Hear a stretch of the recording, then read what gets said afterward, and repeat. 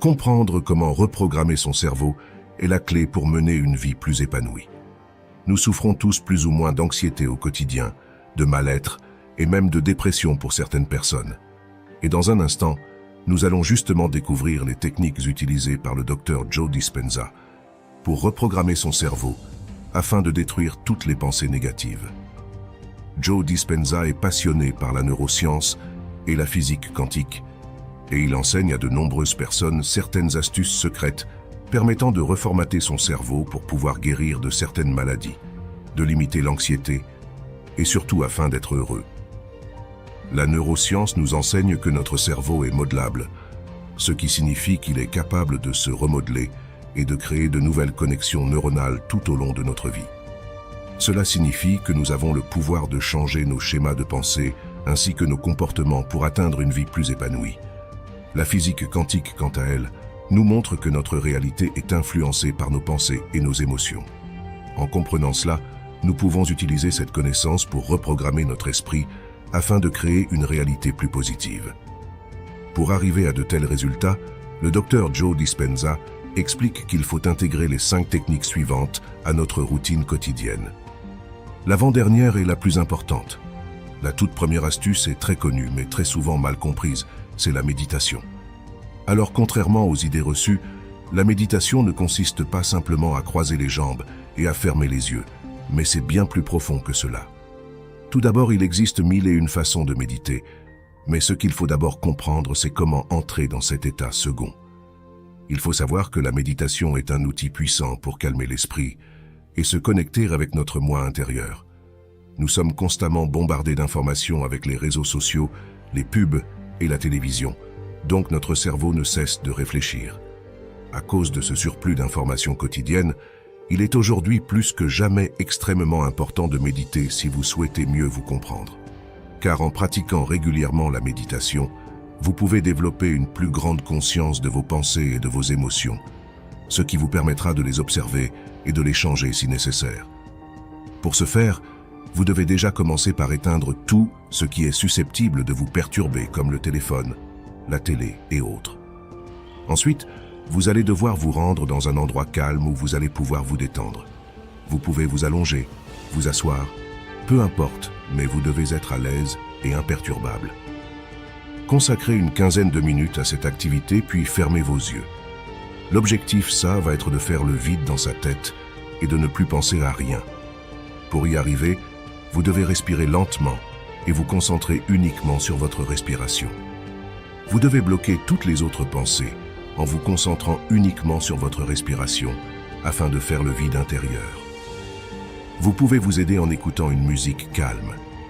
L'objectif est de faire le vide dans sa tête durant une quinzaine de minutes afin de se concentrer uniquement sur soi-même. Ainsi, vous allez entrer en état de phase et vous allez être détendu au maximum. Cela permet d'une part de se relaxer, mais également de réduire considérablement l'anxiété et d'augmenter votre bien-être quotidien. Il est également possible de méditer en vous baladant dans la forêt ou en faisant du sport, mais il faut impérativement être dans un lieu où vous n'avez pas besoin de réfléchir ni de vous inquiéter. C'est la raison pour laquelle beaucoup de personnes le font chez eux dans une pièce au calme. Faites ce type d'exercice une fois par jour pendant un mois et vous allez voir que les résultats sont surprenants. La seconde astuce du docteur Joe Dispenza est de travailler sur la visualisation. La visualisation consiste à imaginer vivement les résultats que vous souhaitez atteindre. Par exemple, si vous décidez de commencer un régime, l'objectif va être de s'imaginer avoir déjà perdu vos kilos en trop afin de ressentir les émotions positives de cet accomplissement personnel. Car le fait de ressentir ces émotions en avance va activer en vous le principe de la loi de l'attraction, ce qui vous rapprochera davantage de votre but. Je vous invite à aller voir ma dernière vidéo sur ce sujet si ça vous intéresse. Mais en bref, la loi de l'attraction consiste à attirer à nous ce qui vibre comme nous. Donc si vous avez des pensées positives, vous attirerez également des événements positifs. Mais la visualisation ne s'arrête pas là, puisque le fait de s'imaginer avoir déjà atteint un but vous permet également de le continuer bien plus facilement. Car très souvent, lorsqu'on se fixe un objectif, nous avons tendance à nous décourager avant l'arrivée des premiers résultats. Alors qu'à l'inverse, Le fait de s'imaginer avoir déjà atteint cet objectif va vous permettre de le continuer sans y prêter attention, et ainsi de le réussir beaucoup plus facilement. Si vous lancez un business, le principe est le même. Vous devez vous imaginer le réussir en vous imaginant avoir déjà beaucoup d'argent.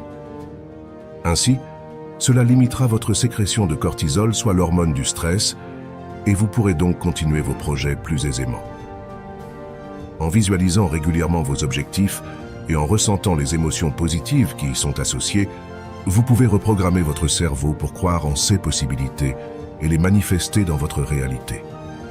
La troisième technique qui fonctionne extrêmement bien consiste à intégrer à votre quotidien les affirmations positives. Celles-ci sont des déclarations que vous vous répétez régulièrement pour renforcer vos croyances positives. Alors je vous rassure, vous n'avez pas besoin de vous regarder dans un miroir en vous disant que vous êtes le meilleur à voix haute, mais vous pouvez simplement le faire dans votre tête, à n'importe quel moment de la journée. L'objectif, c'est simplement de ne plus laisser de place aux pensées négatives dans votre tête. À chaque fois que la petite voix dans votre tête vous rabaissera, vous la contrerez instantanément par une pensée positive, vous disant l'inverse. Par exemple, si vous pensez ne pas être capable de faire un régime, dites-vous que vous êtes largement capable de le réussir et que vous allez vous le prouver. En réalité, apprenez à vous aimer et forcez-vous à prendre le dessus sur ce genre de pensées néfastes à votre bien-être. En fait, très souvent, nous nous auto-rabaissons et le but des affirmations positives est d'augmenter au maximum le nombre d'affirmations positives par jour afin que ça devienne un automatisme pour notre cerveau. Le cerveau ne fait qu'entretenir vos pensées, donc si vous pensez en mal, votre cerveau vous redonnera de mauvaises pensées. À l'inverse, en s'efforçant d'être positif au quotidien, votre cerveau va intégrer cette valeur en vous proposant davantage de pensées positives. Encore une fois, bien sûr que cela ne se fait pas du jour au lendemain, et c'est un travail constant à effectuer. Mais je pense honnêtement que ce devrait être l'objectif de n'importe quel être humain de réussir à réellement être heureux. Certes, c'est un travail mental constant, mais il en vaut la peine car une fois acquis, votre vie ne sera que meilleure. Apprendre à vous aimer vous fera aimer la vie. Encore une fois, essayez cette astuce pendant minimum 30 jours et vous me direz en commentaire comment cela a changé votre vie. On arrive donc à la quatrième technique qui est une des plus importantes pour le bien-être personnel, c'est d'éprouver de la gratitude. La gratitude est une pratique puissante pour reformater votre esprit vers le positif. Prenez le temps chaque jour pour exprimer votre reconnaissance envers les choses positives de votre quotidien. Je me doute que de nombreuses personnes regardant cette vidéo ont subi de grands traumatismes dans leur vie, mais il faut tout de même s'efforcer à éprouver de la gratitude sur les petites choses qui en valent la peine. Si vous avez cliqué sur cette vidéo, c'est que vous avez déjà fait le premier pas. Il est donc important de ne pas s'arrêter là et de se relever coûte que coûte. Vous ne pouvez pas laisser un événement vous briser à tout jamais, mais vous devez vous relever. Même si vous tombez à terre, l'important est de réussir à se redresser en se raccrochant à la petite lueur d'espoir. Durant une vie complète, tout être humain subit forcément un événement catastrophique, mais il est impératif de trouver la force mentale pour se relever. Se forcer à aller de l'avant dans un premier temps, puis réussir à prendre le dessus sur son esprit dans un second temps. Rien n'a le droit de vous rendre triste, mais tout a le droit de vous rendre heureux. La gratitude peut s'éprouver de multiples manières différentes, que ce soit en réalisant de bonnes actions, en vous rattachant aux petits plaisirs de la vie, mais également en vous fixant un objectif de vie. Avoir un objectif de vie est primordial, car le fait d'avoir un but va vous permettre de suivre un chemin précis et ainsi d'avoir une bonne raison de vous lever chaque matin. Avoir un objectif, c'est savoir où l'on va. Donc veillez toujours à vous rappeler qu'en éprouvant de la gratitude, vous vous concentrez sur le positif et vous créerez une attitude positive qui se reflètera dans votre réalité. La dernière astuce du Dr Joe Dispenza consiste à s'auto-analyser. Prenez le temps de vous observer et d'identifier les schémas de pensée négatifs ou limitants. La méditation vous permettra également de vous auto-analyser à la troisième personne. Il est parfois nécessaire d'apprendre à se voir d'un point de vue extérieur afin de mieux se juger et ainsi de repérer les choses à améliorer. Pour réussir une auto-analyse, il faut d'abord se rendre dans un lieu calme, comme votre chambre par exemple. Ensuite, de même que pour la méditation, vous allez devoir couper toutes les distractions. Vous allez maintenant pouvoir fermer vos yeux et vous concentrer sur vous-même. Comme pour la méditation, vous allez devoir dans un premier temps faire le vide intérieur. Une fois votre esprit libéré de toute pensée, vous allez devoir vous imaginer vous regarder à la troisième personne.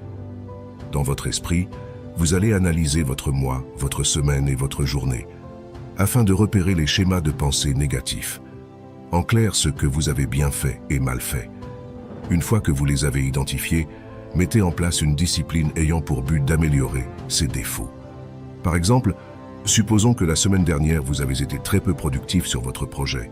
L'objectif va être de mettre en place une discipline stricte afin d'être davantage productif la semaine suivante. Cela fonctionne également pour les affirmations négatives. Par exemple, supposons que cette semaine vous avez été extrêmement stressé. Alors vous allez essayer de trouver une solution pour l'être moins la semaine suivante. Cela vous permettra de vous améliorer de jour en jour et de ne pas laisser les problèmes s'accumuler. Gardez toujours à l'esprit que pour chaque problème, il y a une solution.